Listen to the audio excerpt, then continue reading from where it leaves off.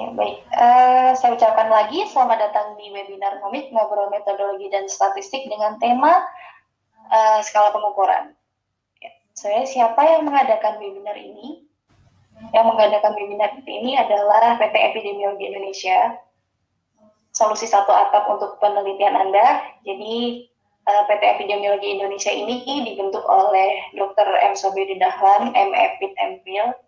Lalu PT Epidemiologi Indonesia ini bergerak di bidang penelitian dan beberapa fasilitas yang difasilitasi oleh Epidemiologi Indonesia adalah antara lain satu, buku statistik dan metodologi penelitian. Ini bisa dicek di sobiudinstore.com. Ini adalah official store kami, official online store kami ya. Silahkan untuk dicek di sobiudinstore.com. Lalu ada workshop online statistik dan metodologi penelitian. Workshop ini ada 7 tema, dari mulai dasar, advance, dan yang sedang menjadi idola temanya adalah mengenai meta-analisis dasar. Gitu. Kita juga mengadakan workshop mengenai meta-analisis tersebut. Jadi nanti di akhir acara akan saya jelaskan apa saja workshopnya, lalu workshop yang di bulan Maret ini yang terdekat apa saja, itu bisa disimak nanti di akhir acara. Gitu. Lalu selain workshop, Epidemiologi Indonesia juga melayani konsultasi statistik dan olah data. Begitu. Jadi konsultasi statistik dan olah data ini nggak asal konsultasi statistik dan olah data. Maksudnya kita pelajari benar-benar mengenai statistik dan mengenai penelitian klien kita, jadi nggak asal terima jadi gitu. Jadi kita juga menuntut klien untuk mengetahui penelitian yang sedang dikerjakan begitu. Jadi nggak 100%, bukan nggak 100% ya maksudnya. Jadi nggak kayak yang biasanya dipasang di tiang listrik itu skripsi selesai nilai B begitu, nggak ya. Gitu. Ini lebih, insya Allah lebih berkualitas. Lalu kami juga adalah reseller resmi software Stata di Indonesia. Saya lihat pendaftar dari webinar ini ada beberapa bidang, banyak sekali ya variasinya, dari ekonomi, manajemen, dan lain-lain. Nah, software Stata ini sering ya klien kami yang membeli software Stata ini dari jurusan ekonomi dan manajemen, ekonomi bisnis begitu. Nanti apabila mungkin ada yang membutuhkan bisa menghubungi kami. Gitu. Nah, ini selanjutnya mengenai official store kami, official website kami. Nah, itu adalah sobiudin.com. Coba mungkin saya presentasikan biar lebih jelas. Nah, ini sobiudin.com.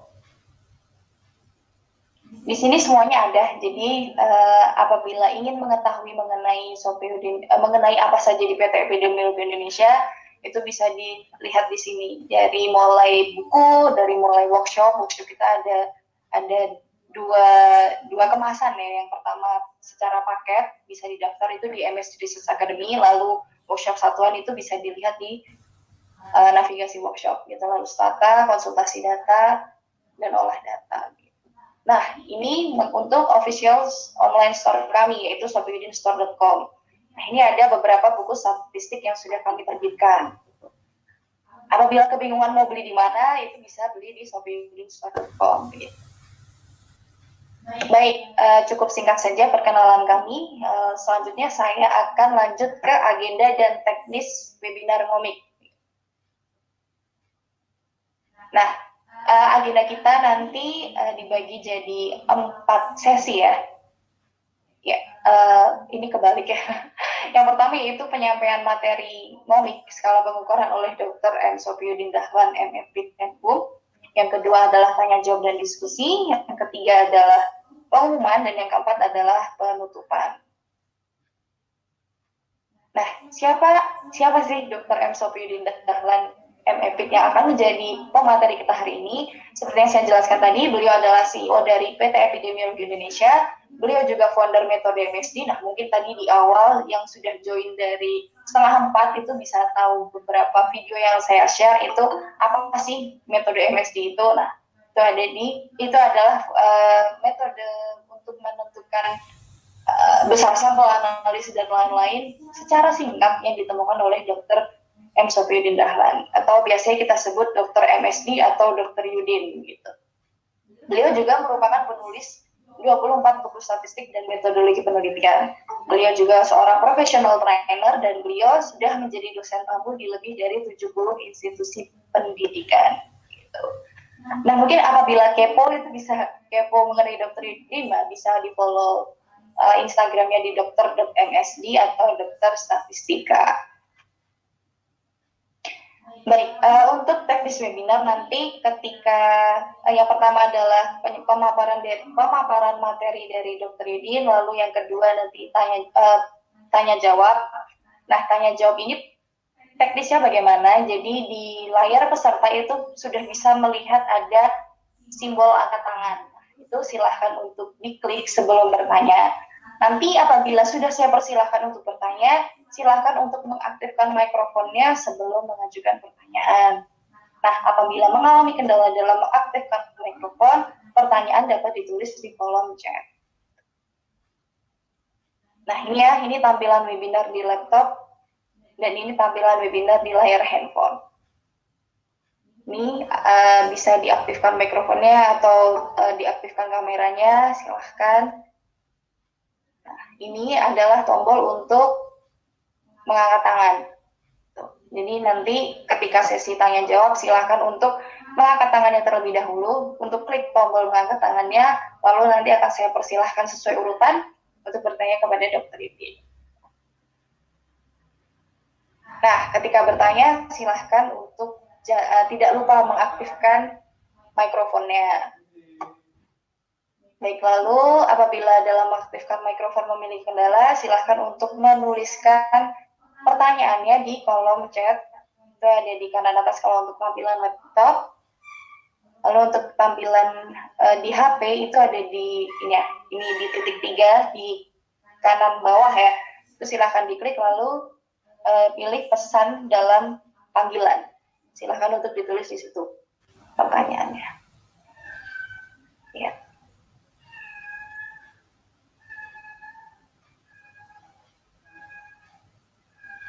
Baik, mengenai teknis webinar, apakah ada yang ingin ditanyakan? Saya kira cukup jelas ya, cukup mudah juga untuk diaplikasikan.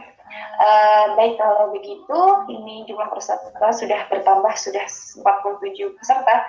Silahkan, kita lanjut saja ke acara berikutnya, yaitu pemaparan materi oleh Dr. Yudin atau Dr. MSD. Kepada Dr. Yudin, saya persilahkan. Baik, terima kasih Mbak Melita. Assalamualaikum warahmatullahi wabarakatuh. Waalaikumsalam warahmatullahi wabarakatuh. Selamat datang saya ucapkan kepada sahabat semua yang telah menyempatkan diri untuk hadir pada webinar di sore ini. Saya ingin menyapa satu persatu sebenarnya, tapi karena waktunya yang tidak cukup dan jumlah peserta cukup banyak, mungkin nanti kalau ada kesempatan di lain waktu kita bisa berkomunikasi kembali, atau nanti pada saat ada yang bertanya atau menulis pertanyaan di kolom chatting, mungkin sambil sekalian untuk memperkenalkan dirinya. Baik, saya akan mulai dengan mempresentasikan materi untuk webinar sore ini.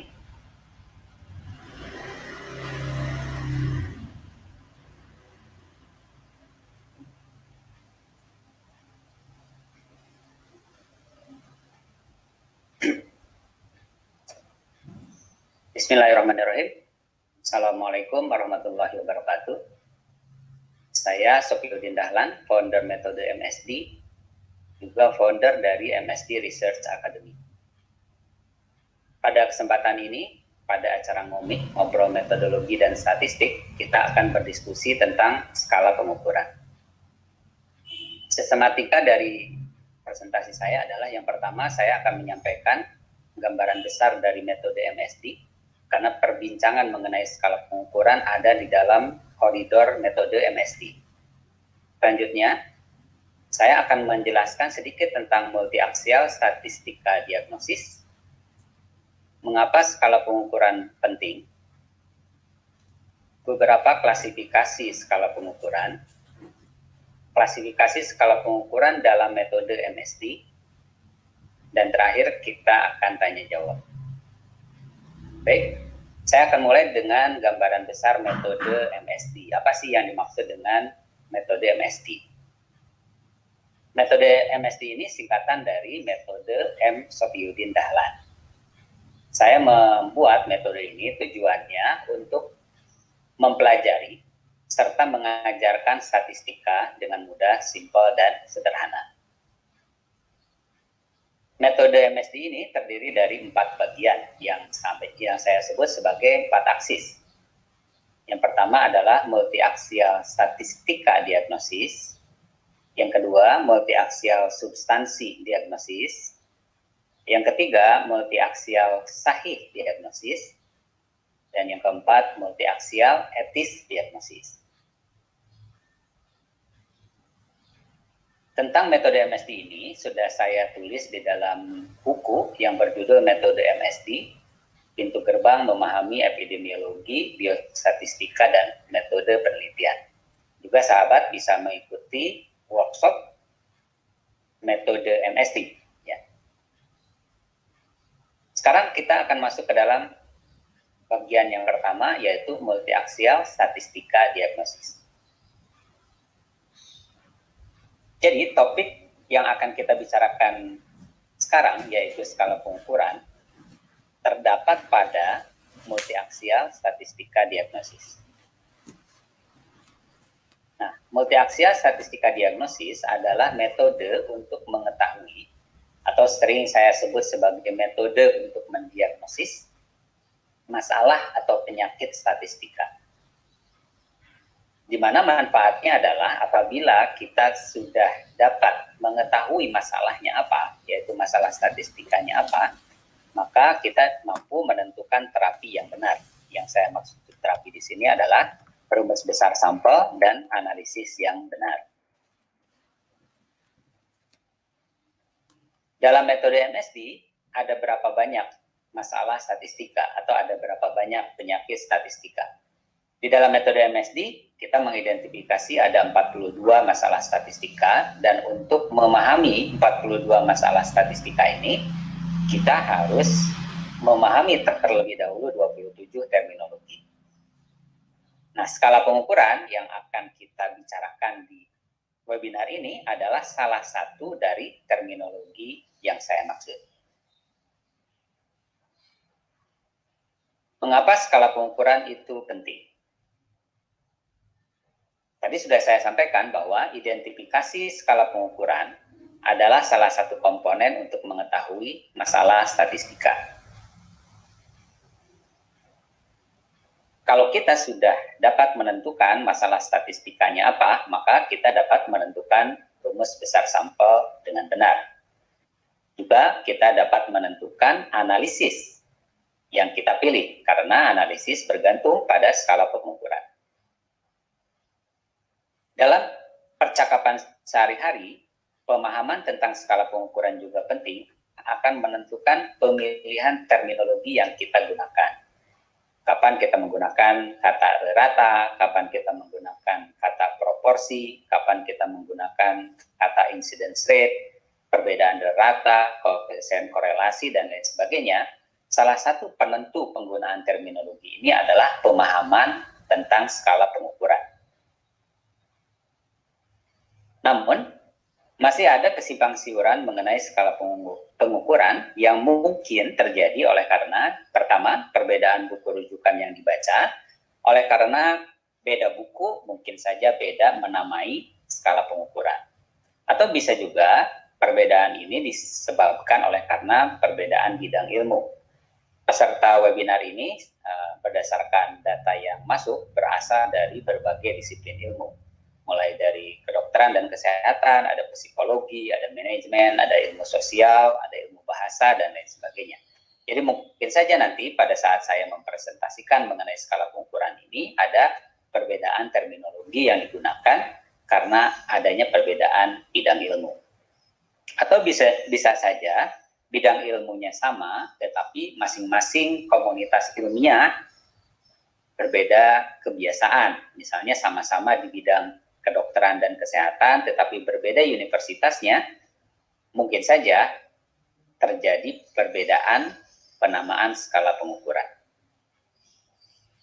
Atau bisa juga perbedaan atau kesimpang siuran mengenai skala pengukuran ini disebabkan oleh karena perbedaan persepsi. Nah, yang akan kita garap pada webinar ini adalah perbedaan skala pengukuran yang disebabkan oleh karena persepsi. Karena kalau disebabkan oleh karena buku rujukan, bidang ilmu, atau kebiasaan komunitas ilmiah, kita akan saling menghormati hal tersebut. Namun kalau penyebabnya adalah karena persepsi yang berbeda, kita harus meluruskannya. Ini adalah tabel. Kita mulai masuk ke dalam berbagai klasifikasi skala pengukuran. Saya di sini sengaja memilih 5 variabel klasik ya, untuk memudahkan penjelasan saya mengenai skala pengukuran. Yang pertama, jenis kelamin yang diklasifikasikan menjadi laki-laki dan perempuan.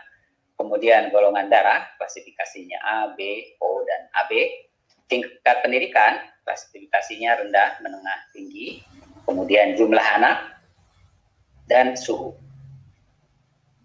Paling tidak saya akan menyampaikan 4 jenis klasifikasi yang biasa digunakan sehari-hari. Ada beberapa yang menyukai untuk menamai skala pengukuran ini dengan istilah kualitatif dan kuantitatif. Jika menggunakan 2 istilah ini, maka 3 variabel pertama, yaitu jenis kelamin, golongan darah, dan tingkat pendidikan, diklasifikasikan menjadi skala pengukuran kualitatif. Sementara jumlah anak dan suhu disebut sebagai skala pengukuran kuantitatif.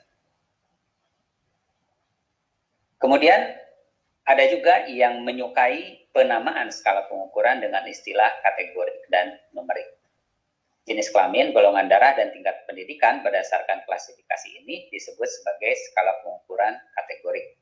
Sementara jumlah anak dan suhu diklasifikasikan sebagai skala pengukuran numerik. Untuk skala pengukuran kategorik diklasifikasikan juga menjadi nominal dan ordinal. Jenis kelamin dan golongan darah disebut sebagai nominal oleh karena klasifikasinya tidak bertingkat, sementara tingkat pendidikan diklasifikasikan menjadi ordinal oleh karena kategorisasinya bertingkat atau berurut atau order. Kemudian untuk skala pengukuran numerik, jumlah anak disebut juga skala pengukurannya sebagai rasio dan suhu interval.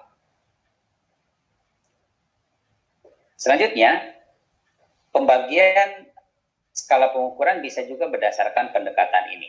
Jadi untuk skala pengukuran kategorik dinamai berdasarkan jumlah kategorinya. Jenis kelamin disebut sebagai dikotom oleh karena jumlah kategorinya ada 2. Golongan darah disebut sebagai polikotom oleh karena skala kategorisasinya lebih dari 2. Sering juga disebut sebagai multinomial atau multinominal. Kemudian tingkat pendidikan dikategorisasikan menjadi polikotom untuk membedakannya dengan polikotom yang nominal. Untuk ordinal ini disebut sebagai polikotom ordinal. Ini klasifikasi berdasarkan jumlah kategorisasinya. Kemudian untuk skala pengukuran numerik kita juga mengenal istilah diskrit dan kontinu. Diskrit artinya pengukurannya dengan cara menghitung. Seperti jumlah anak, kita hitung. Ada 1, 2, 3, 4, dan seterusnya. Sementara skala pengukuran numerik yang kontinu, artinya hasil pengukuran. Contohnya suhu, kemudian jarak, berat badan, dan berbagai variabel numerik lainnya yang merupakan hasil pengukuran. Lalu bagaimana kesepakatan yang ada di dalam metode MSD, skala pengukuran dalam metode MSD.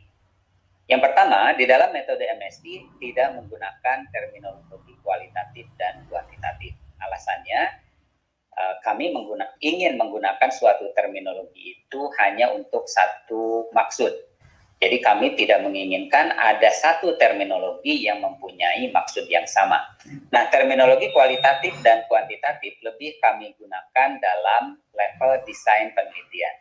Oleh karena istilah kualitatif dan kuantitatif ini sudah kami gunakan dalam level desain penelitian, maka untuk skala pengukuran kami tidak menggunakan istilah tersebut. Berikutnya, di dalam metode MSD juga tidak menggunakan terminologi rasio dan interval dengan alasan yang sama. Rasio kami gunakan untuk perbandingan. Seperti misalnya, sahabat mengenal istilah odds rasio, risiko relatif, hazard rasio. Nah, istilah rasio ini kami gunakan dengan maksud untuk menunjuk parameter-parameter tersebut. Jadi di dalam skala pengukuran kami tidak menggunakan istilah rasio. Demikian juga dengan kata interval. Kata interval atau terminologi interval kami gunakan untuk klasifikasi variabel kategori yang ada intervalnya, misalnya 0 sampai 1, 2 sampai 5, dan seterusnya. Jadi kami tidak menggunakan istilah tersebut oleh karena rasio dan interval kami gunakan untuk tujuan yang lain.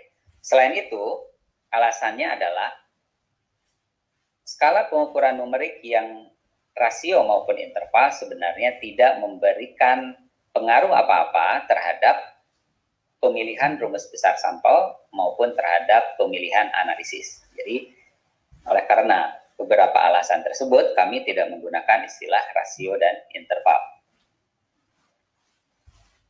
Di dalam metode MSD, pada sebagian besar masalah statistika atau kami sebut sebagai diagnosis, kami lebih banyak menggunakan istilah atau terminologi numerik dan kategori. Jadi numerik ini untuk variabel rasio, untuk variabel interval, untuk yang diskrit, untuk yang kontinu, untuk yang kuantitatif, di dalam metode MSD disebut sebagai skala pengukuran numerik. Sementara untuk variabel yang disebut sebagai variabel kualitatif, variabel nominal, variabel ordinal, dikotom, polikotom, multinomial, dan lain sebagainya, kami klasifikasikan menjadi kategori. Sekali lagi, ini adalah kesepakatan di dalam metode MSD.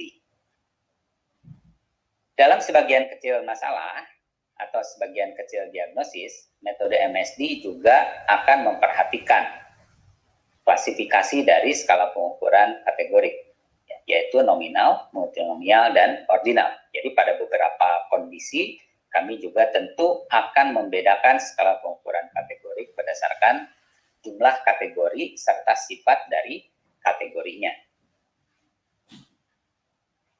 Berikut adalah beberapa masalah klasik skala pengukuran yang sering menjadi perbincangan dan bagaimana metode MSD menyelesaikannya.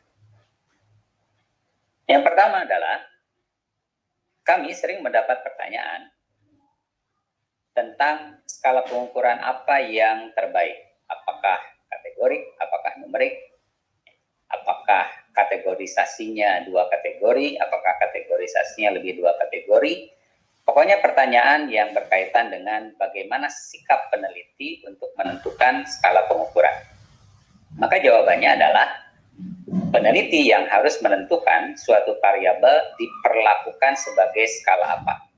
Karena ketetapan peneliti ini nantinya akan menentukan masalah penelitiannya masuk ke dalam klasifikasi apa. Dan masalah penelitian tersebut tentu akan memberikan konsekuensi pada berbagai komponen metodologis. Termasuk salah satunya adalah besar sampel dan analisis. Contoh misalnya kadar gula darah, ya, itu sebagai skala pengukuran numerik atau mau diklasifikasikan, klasifikasi kadar gula darah.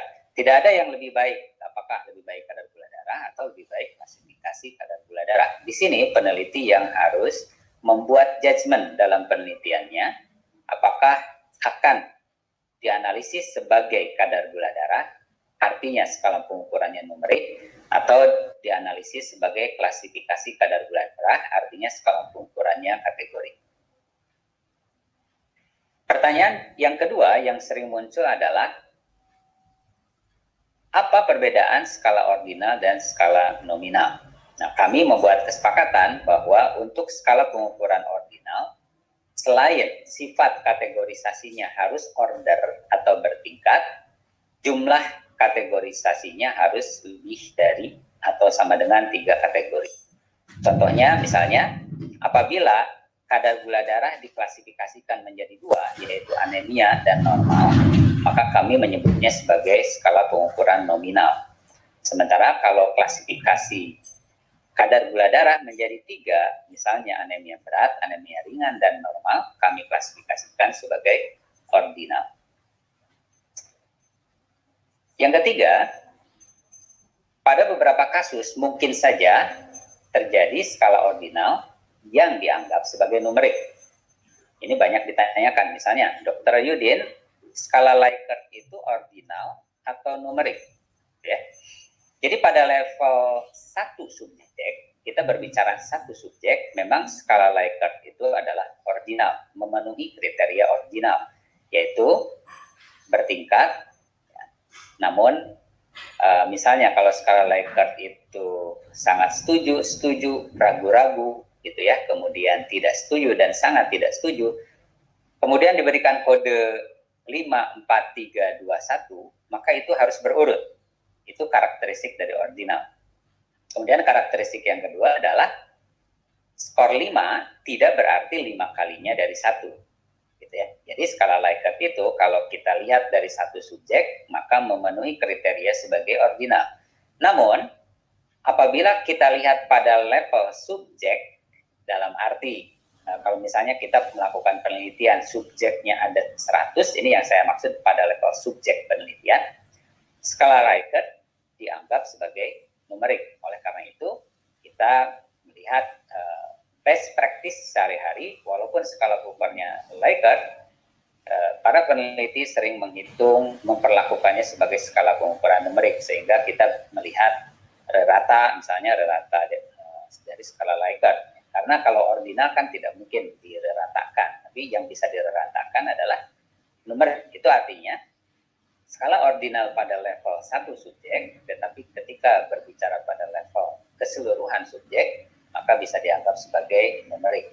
Dalam bidang kedokteran, misalnya kita mengenal ada visual analog scale, ini sama juga problemnya. Visual analog scale pada level subjek adalah skala pengukuran ordinal. Pada level 1 subjek adalah skala pengukuran ordinal. Sementara pada level subjek penelitian, pas dianggap sebagai numerik. Yang keempat, pada beberapa kasus para peneliti juga sering bingung dengan skala numerik, namun yang dianggap ordinal. Contoh misalnya, pada level 1 subjek, maaf ini saya ganti dulu. Masih salah ya. Misalnya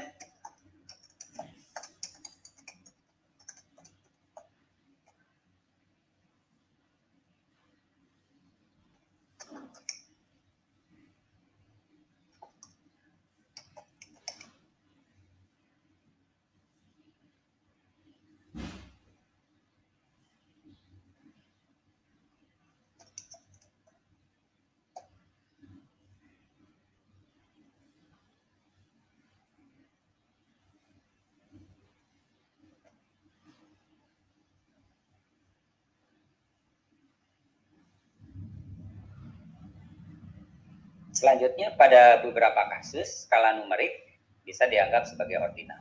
Contoh misalnya ya, pada level 1 subjek, jumlah anak adalah numerik.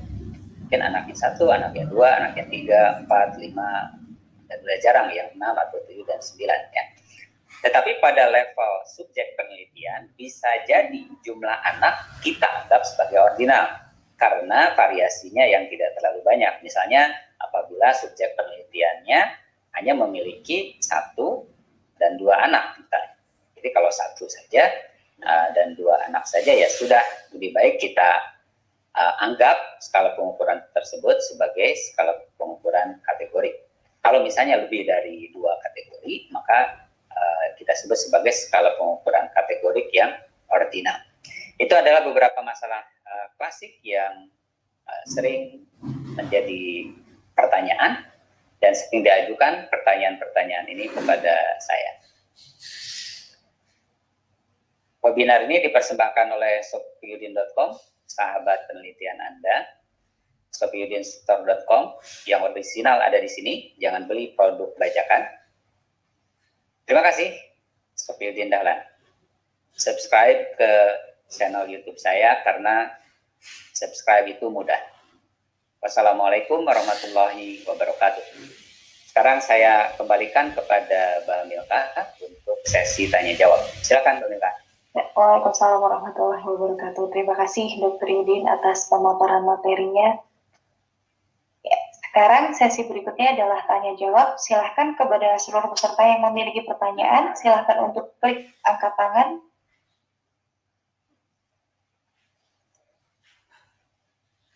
Ya, silahkan apabila memiliki pertanyaan.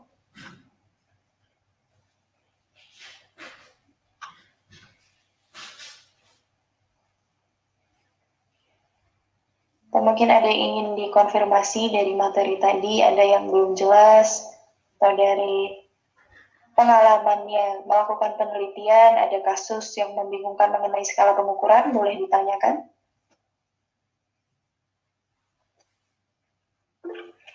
Baik, Pak Sony Malana, silahkan. Silahkan untuk diaktifkan mikrofonnya, Bapak.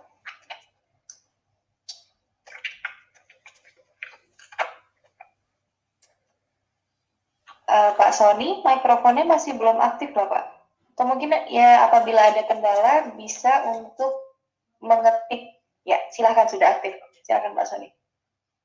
Terima kasih Bapak untuk penjelasan terkait dengan skala pengukuran. Memang dalam penelitian memang cukup membingungkan karena beberapa rujukan saya ada beberapa buku yang saya pakai. Memang untuk MSD ini pertama kali saya dengar hari ini terkait dengan perbedaan ordinal dan numerik untuk skala Likert. Kan biasanya kita dalam penelitian sosial, psikologi itu lebih cenderung banyak untuk kuantitatif itu lebih banyak menggunakan Likert biasanya.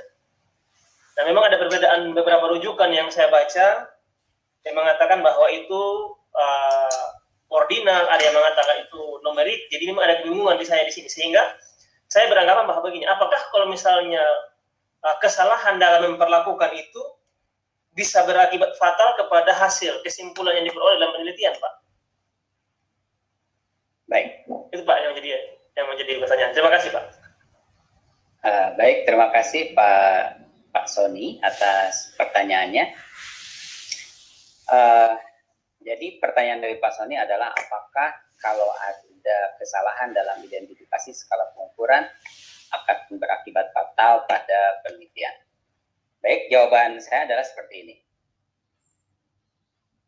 Peneliti harus menetapkan di awal apakah Likert ini, skala ini akan diperlakukan sebagai ordinal atau sebagai numerik. Karena tidak salah. Jadi kalau Bapak misalnya mau memperlakukan Likert sebagai ordinal, silahkan. Mau memperlakukan Likert sebagai numerik, juga silahkan. Yang penting adalah konsekuensinya. Ya, yang penting adalah konsekuensinya. Apabila Likert baik dalam level satu subjek maupun dalam level subjek penelitian Bapak mau anggap sebagai ordinal, maka itu akan menentukan pemilihan besar sampel dan pemilihan analisisnya. Jadi yang penting adalah konsisten antara keputusan pemilihan skala pengukuran dengan pemilihan analisis dan pemilihan besar sampel serta konsekuensi metodologis lainnya. Saya di sini konsekuensi metodologis kita sepakati saja hanya menyebut dua hal ya, besar sampel dan analisis saja. Kemudian apabila Bapak memutuskan skala pengukuran Likert ini dalam level subjek penelitian numerik, maka harus konsisten dengan keputusan tersebut. Misalnya di dalam pemilihan rumus besar sampel harus menggunakan rumus besar sampel untuk skala pengukuran numerik. Demikian juga untuk analisis harus menggunakan analisis yang relevan. Nah, saran saya adalah seperti ini. Kita hidup di dalam komunitas ilmiah masing-masing. Jadi saya komunitas ilmiahnya adalah bidang kedokteran dan kesehatan. Kemudian Bapak mungkin komunitas ilmiahnya adalah komunitas ilmiah psikologi. Ketika terjadi perbedaan pendapat mengenai skala Likert ini mau diperlakukan sebagai ordinal atau numerik, saran saya yang pertama adalah, Bapak tentukan penelitian hasilnya mau dipublikasikan di jurnal apa. Itu dulu yang harus ditentukan. Lalu setelah menentukan jurnalnya apa, lihatlah publikasi-publikasi penelitian di dalam jurnal tersebut. Apakah mereka memperlakukan skala Likert ini sebagai ordinal atau sebagai numerik? Identifikasinya gampang. Kalau analisis yang digunakan menunjukkan itu ke arah ordinal, atau yang paling gampang adalah dari cara mempresentasikan ya. Kalau yang dipresentasikan oleh peneliti tersebut dalam bentuk jumlah dan persentase, maka artinya dia memperlakukan skala Likert sebagai ordinal. Tapi kalau yang dilakukan oleh peneliti dalam jurnal tersebut adalah rerata, misalnya reratanya berapa dan simpang bakunya berapa, berarti peneliti tersebut memperlakukan skala Likert sebagai numerik. Sehingga jika terjadi perbedaan pendapat dalam level grup diskusi, misalnya sedang berdiskusi dengan teman atau berdiskusi dengan pembimbing atau berdiskusi dengan penguji, Bapak bisa menjawab, saya mau mempublikasikan penelitian saya di jurnal ini. Di jurnal ini, skala Likert diperlakukan sebagai skala pengukuran numerik. Karena akhirnya saya mau publikasi di jurnal tersebut, maka dari awal saya harus mengikuti kemauan dari editor dari jurnal tersebut. Gitu ya. Jadi intinya tidak ada salahnya memutuskan ini sebagai ordinal, tidak ada salahnya memutuskan Likert sebagai numerik. Yang penting adalah konsekuensinya harus ada benang merahnya.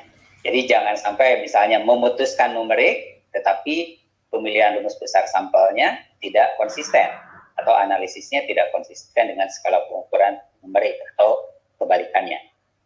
Cuma tips dari saya tadi adalah supaya tidak terlalu banyak permasalahan, tidak terlalu banyak diskusi yang ngalor ngidul, maka kita jadikan jurnal sebagai wasit. Ya, jurnal mana kita mau publikasi kita jadikan sebagai wasit. Ya, karena wasitnya kalau kita publikasi kan mau tidak mau editornya ya, editor dari jurnal tersebut. Jadi sampaikan saja karena mau publikasi di jurnal tersebut dan di jurnal tersebut memperlakukan skala Likert sebagai numerik, maka saya memutuskan untuk memperlakukannya sebagai numerik, dan ketika keputusan tersebut diambil maka konsistenlah dengan keputusan tersebut. Nah, itu yang benar ya. Demikian Pak Sony. Ya, terima kasih Bapak. Saya mulai paham ini Bapak. Terima kasih. Memang selama ini perkumpulannya adalah membedakan kapan dipakai numerik, kapan dipakai ordinal. Itu yang memang kebingungan selama ini. Tapi hari ini saya dapat poinnya Bapak. Terima kasih banyak.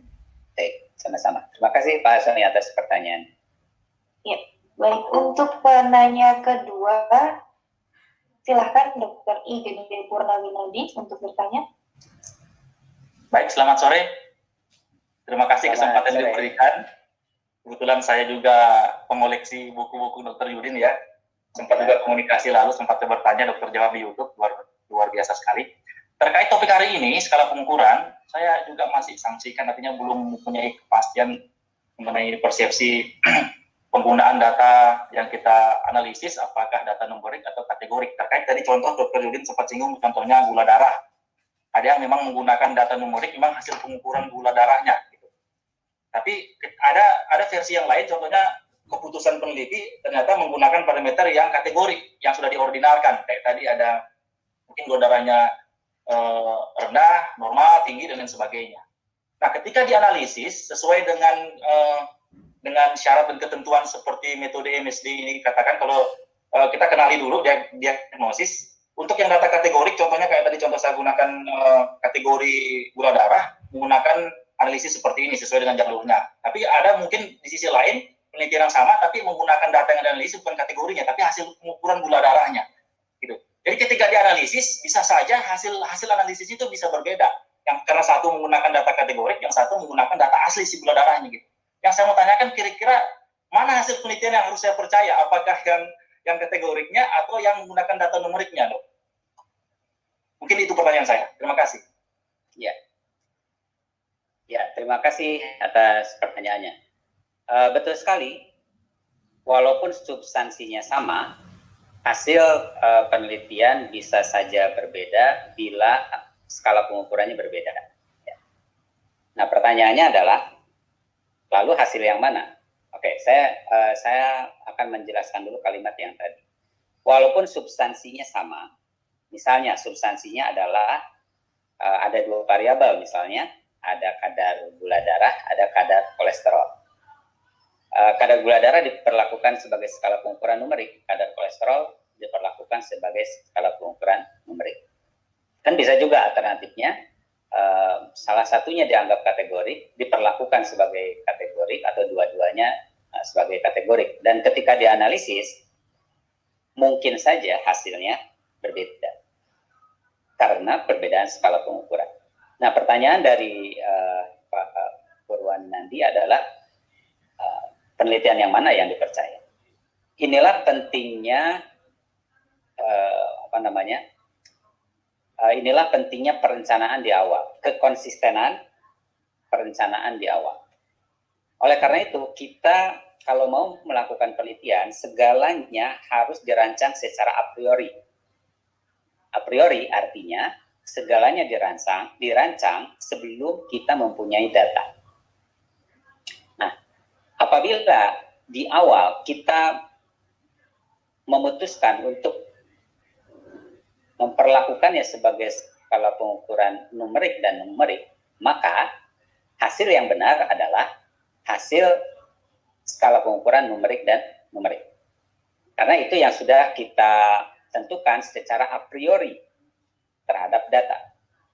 Nah, ketika analisis dilakukan secara posteriori, artinya kita punya data, lalu kita coba dengan A, kita coba dengan B, kita coba dengan C, itu menunjukkan tidak saintifik. Ya, itu tidak menunjukkan saintifik. Karena saintifik itu adanya di dalam perencanaan. Sehingga hasilnya yang kita lihat adalah hasil yang sesuai dengan perencanaan. Nah, bahaya sekali kalau kita melakukan analisis posteriori, ya, analisis yang dilakukan setelah data ada dan di luar perencanaan. Itu sangat bahaya. Kalau di dalam buku Pintu Gerbang memahami metodologi penelitian, ya, di dalam buku metode MSD itu bisa dibaca di dalam problem inflasi statistik, ya, dalam problem inflasi statistik. Nah,